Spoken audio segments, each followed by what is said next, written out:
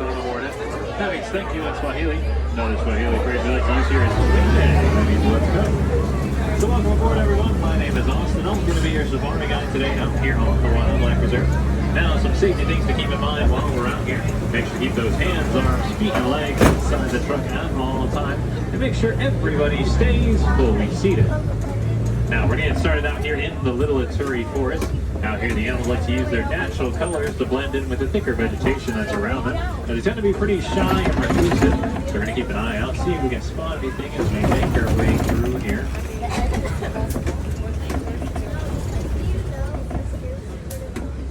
Let's see. And it looks like we start on your right side with the okapi out there. And the okapi with their hind legs being striped tends to trick everyone to thinking they're a close relative of the zebra. But in reality, they're actually a pretty close relative of the giraffe, as they have a similarly shaped head as a giraffe, as well as the long tongue giraffes are known for having. Now, the okapi is a very shy animal. They're well known throughout Central Africa. Anyone outside of Africa didn't actually know the okapi existed until about 1901. Beforehand, they were actually considered to be a mythological creature, even getting nicknamed the African unicorn. That's how many people thought the okapi wasn't real. And as we make this turn here on our right, just behind the bushes, you might spot an animal kind of walking around back there. That is the bongo hiding away. And the bongo is what you would call the ghost of the forest. And that's because of their reclusive nature. That's how they got their nickname. At the top of the hill on the right, you're going to spot the saddle-billed stork. And on your left-hand side, you're going to spot the black rhino. The black rhino is the smallest rhino in Africa. They weigh somewhere between 2,000 to 3,000 pounds once fully grown.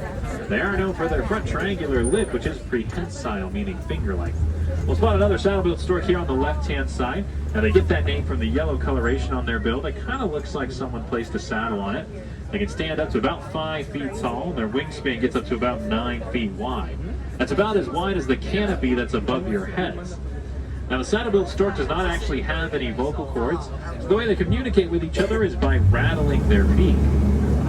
You can also tell the difference between male and female storks by the color of their eyes, as females will have yellow-colored eyes, whereas the males have dark brown-colored eyes. I have a few bongos up there on your right-hand side. Now, both male and female bongos will grow horns on their heads, so the way you tell them apart is from the colors on their chest, as males will grow more of a darker color, whereas the females grow more of a lighter color. And it looks like just up ahead here on our left, we are going to come across the greater kudu. Now, these greater kudus are females, as they don't have any horns on their heads. They do stand about 55 inches tall at their shoulders once fully grown. But now we have made it to the edge of the forest. We're going to make our way into the Safi River section of the reserve. Out here, the animals like to stay in or around the water most of the time. So we're going to keep an eye on the water as we make our way along the river. See if we can spot anything swimming around while we're out here.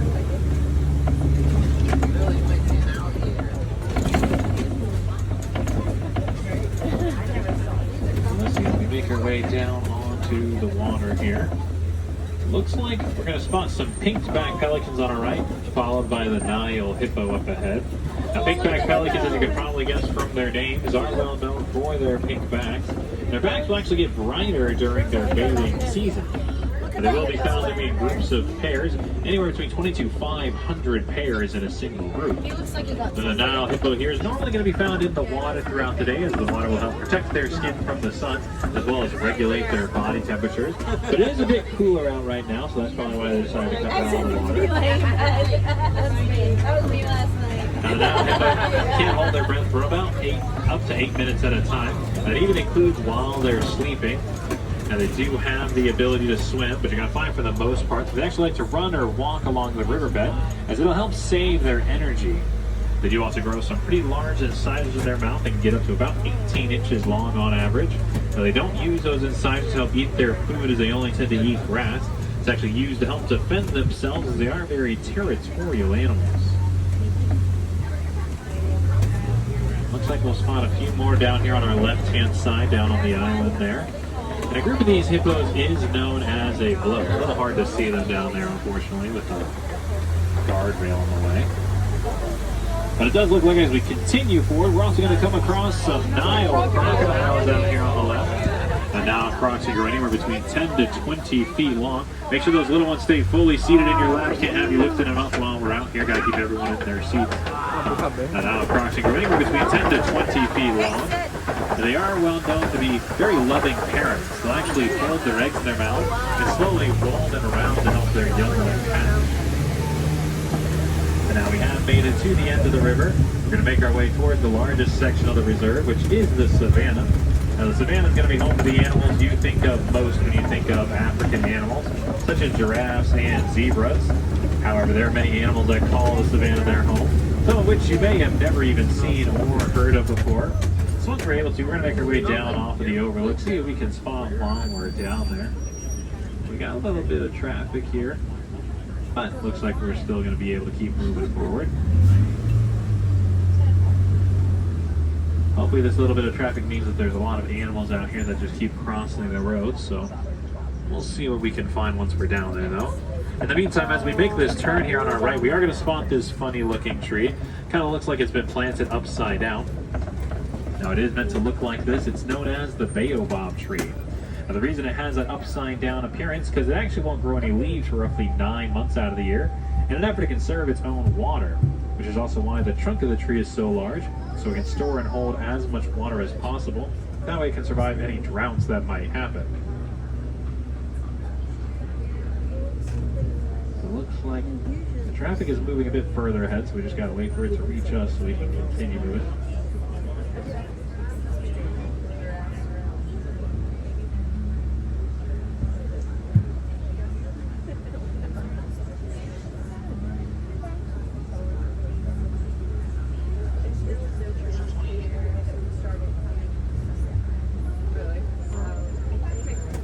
Alright, looks like we'll be able to continue making our way forward. So you might catch some glimpses of animals as we make our way down there, but we're going to make our way all the way down, see what we can find once we're fully down and out of the way of these bushes so they don't block our view. We only have like an hour and 45 minutes.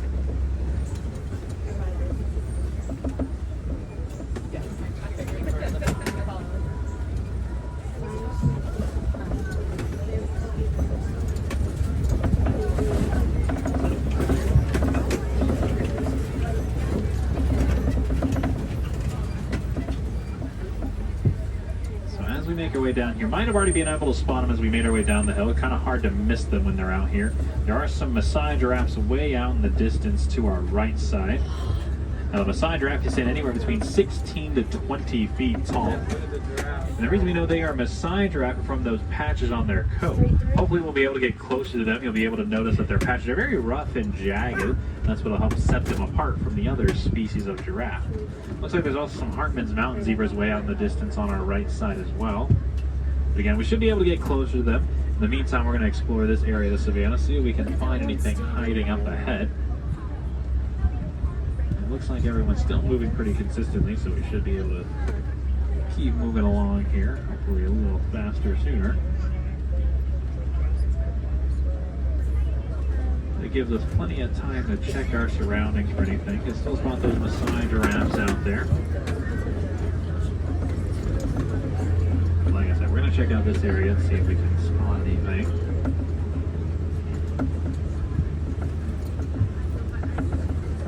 Look at that giraffe eating off the tree over there. Let's see. Do you see it? Look, they're gonna go right by them. Spotting too much around us at the moment here. Pretty quiet around this area of the savanna.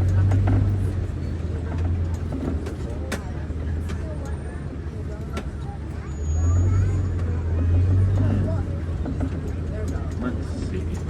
Actually, it looks like on our left, you might get a quick glimpse of the African painted dog resting back there. Really difficult to spot them back there in the shade behind the hill. They're kind of hiding away back there. If you did get to see them, they're one of the most successful hunters on the savanna. They have a success rate of up to 90% on their hunts. That's because rather than trying to hide and pounce on their prey, they actually run their prey to exhaustion as a pack. And it looks like I'll spot two animals up ahead here once we're able to keep moving forward. They'll be on our left-hand side. So just over here on our left, you're going to spot those sable antelopes resting kind of in the center of this area to our left. And then just a bit further ahead under the trees in the shade, you're going to spot those two elands resting over there. Now the sable antelopes, you'll notice their horns grow in an arc towards their backside. That's because they'll use their horns to defend themselves from anything jumping onto them. Then the elands over here are one of the largest antelopes in the world. The males can stand up to about 6 feet tall at their shoulders once fully grown. But even though they are quite large, they still are capable of jumping about 6 to 8 feet straight into the air. We're also passing some termite mounds as we continue forward. These termite mounds are made out of a mix between mud, saliva, and dung, which doesn't sound like the strongest combination of materials. However, when the termites put them together, those mounds can be as strong as concrete. And it looks like we'll get closer to these Hartman's Mountain zebras on our left-hand side here. Now, the stripes on these zebras are unique to each of them, just like our fingerprints are unique to each of us. So they're actually able to tell each other apart just from those stripes alone. Now, everyone always wants to know if the zebras are black with white stripes or white with black stripes. The answer is actually there on their noses. You might have noticed their noses are black, which gives the answer that the zebras are black with white stripes. Now, a group of those zebras is known as a dazzle, whereas a group of these Maasai giraffes is known as a tower, which makes sense given their towering heights. But the giraffes aren't only known for their tall heights, but also their fairly long tongues. The tongue of the giraffe can get up to about 18 inches long on average. They'll use it to help reach for some higher tree branches that they can't quite reach just with their heights alone. The tongues are also this dark, kind of grayish, blackish color. That way, as they're reaching for their food throughout the day, their tongues don't get easily sunburned. Pretty close look at them there on your left-hand side, so you can really see the details of their patches there. See how we can help tell them apart with those rough and jagged edges on them. We'll keep moving along. Another one over here on the hill to our left. And on our right, hiding in the bushes there. Also to your right, you're going to spot those smaller antelopes known as springbok. Now the springbok only grow to be about 2 feet tall, but they're well known for their ability to jump, as they can jump up to about 6 feet high, or up to 13 feet forward while they're running. Up to the top of the hill, just past the Maasai giraffe there, you're going to spot some wildebeest resting up there. Then the animal with the large horns up there is known as the Ankole cattle.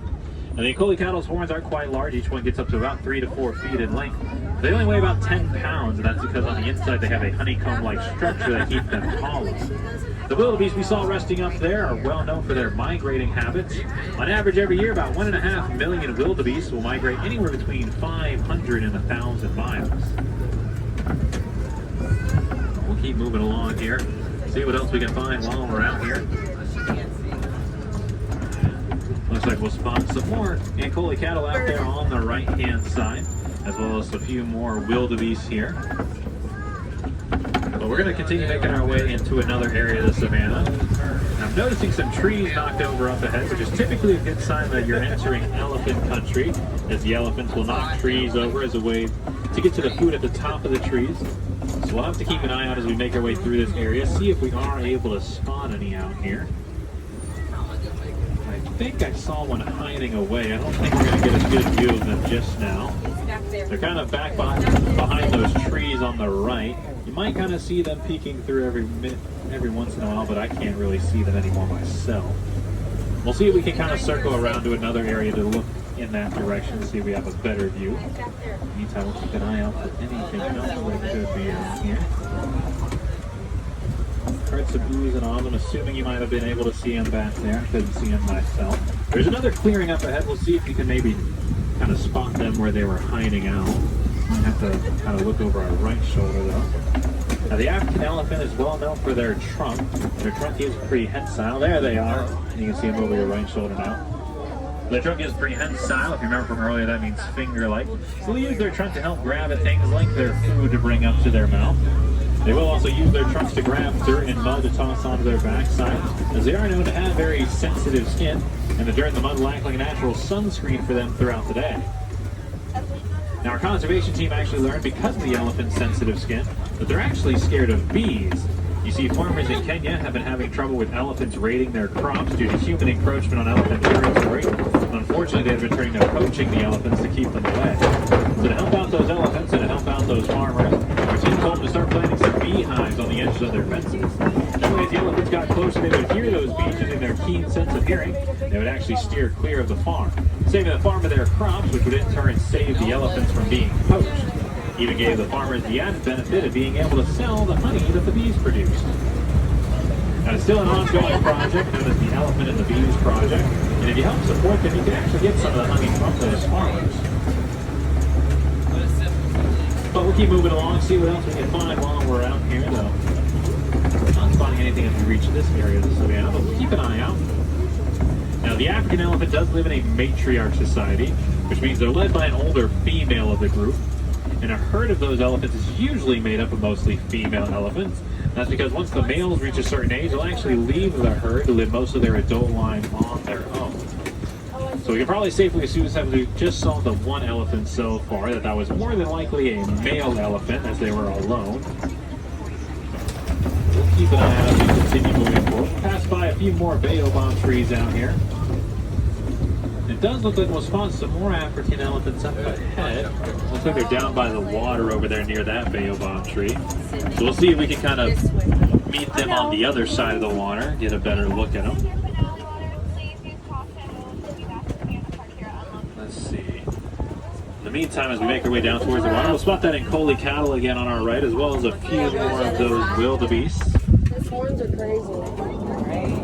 Now, as we make our way down towards the water, we should get that better view of these elephants here. They're going to be, I think, 2 of them on our left-hand side, pretty close here as well. So you'll get a nice clear view of them there on your left-hand side. Really get a good look at them. You can see them even using their trunks right now to kind of just explore the area around them, see if there's anything worth it. And then also just up ahead here, we're going to come across some greater flamingos. Now, the greater flamingos are well known for that pink color. They do get that color from their diet. Their diet consists of brine shrimp, which is high in beta-carotene. That beta-carotene is what will turn their feathers that pink color. Now, the greater flamingo is the largest of the flamingos, as well as the lightest colored of the flamingos. And a group of them is known as a flamboyance. Looks like we'll also spot another Maasai giraffe up on this hill to our right-hand side. Keep moving along here. We're going to make our way into one more area of the savannas. We've had some pretty good luck so far, so hopefully that'll continue as we make our way through here.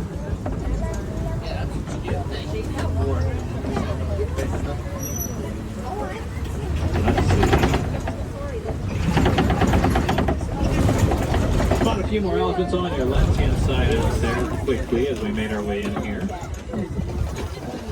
As we make our way in here, not spotting anything initially.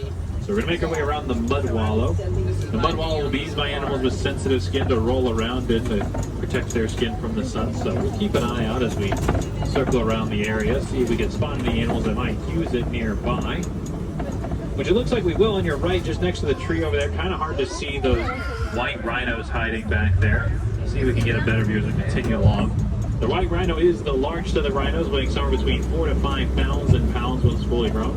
They are one of the animals that will use this mud wallow here, as they have very sensitive skin. But like I said, we'll try to see if we can kind of circle around the area, get another look at them, hopefully less blocked by trees.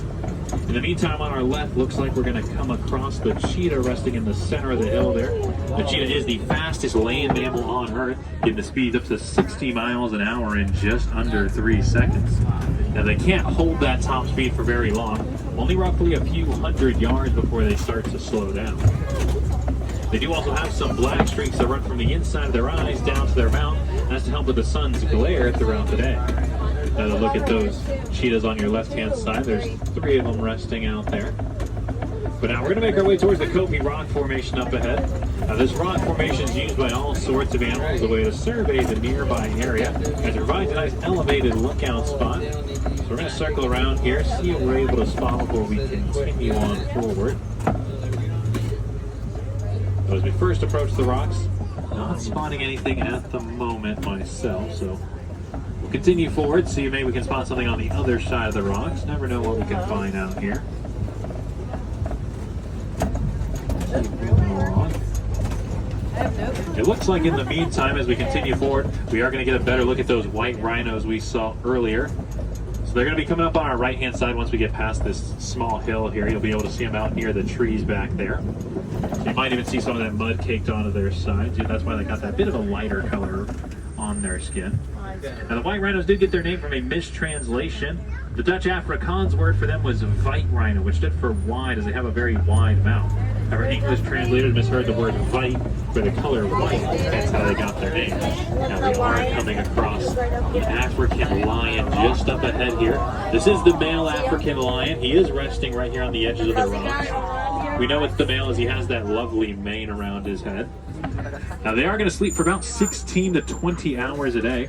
Now, they don't sleep all that time because they're lazy. It's because they're nocturnal animals. They do all their hunting at night.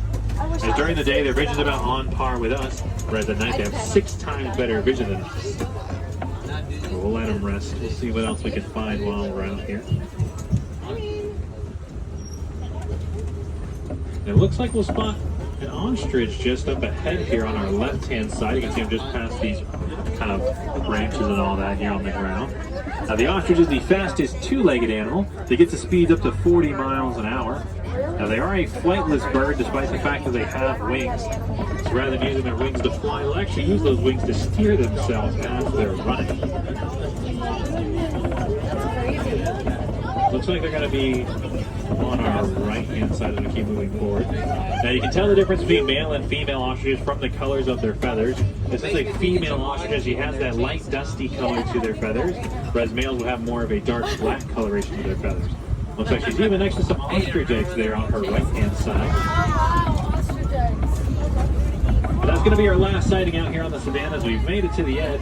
We're going to make our way into the last and final section of the reserve, known as the Magadi Glen. Now, the Glen's going to be home to our warden's outpost, and I know our warden has a herd of goats. I'm not sure if they're going to be out and about. We're going to swing on past the outpost, see if we're able to spot them before we make our way on back to the village.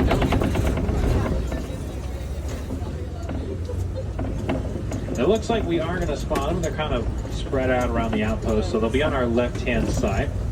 We're going to come across the Nigerian dwarf goats. Now, these goats only grow to be about 2 feet tall, which does make them the second smallest species of goat in the world. So even though they look quite small, that is them fully grown. Now, they do have a great sense of balance, which makes them excellent climbers. And they are known to be very social animals. Now, they are going to spend most of their day just eating and resting. But now, unfortunately, these gates here do mark the end of the reserve.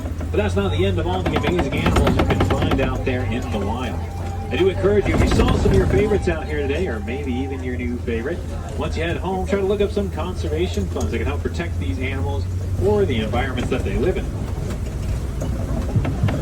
If you want to do something that feels a bit more personal and impactful on your local ecosystem, you can always plant a garden in your backyard and help out that way. Or even something as simple as the 3 R's of reduce, reuse, and recycle. We just want to make sure that we're all doing our part in protecting the environment and the incredible animals that inhabit them. That way they can all stick around for generations to come. Now, if I have any wilderness explorers on board with me today, you have been riding on the Simba 1. That's Simba, S-I-M-B-A, and the number 1. Now, if you didn't get enough animals out here, don't you worry. You got plenty of options to check out here at Disney's Animal Kingdom. I would encourage you to check out one of our 2 self-guided walking trails we have around the park. One is here in Africa, known as the Gorilla Falls Exploration Trail, and another one over in Asia, known as the Maharaja Jungle Trek. Like I said, they are self-guided, so you can take as long or as short as you would like on those trails. They do take roughly about 15 to 20 minutes to complete. They're also completely accessible, so you can bring any strollers, wheelchairs, ECVs, anything like that with you onto those trails. But unfortunately, now it is time to say goodbye. But we don't like to say goodbye here, so instead we use the Swahili phrase kwaherini, which means to go well. So kwaherini, everyone. I do hope you go well, go wild, go enjoy the rest of your day out there at Disney's Animal Kingdom. Again, my name is Austin. It's been my pleasure to be your guide out here today. Check out all those personal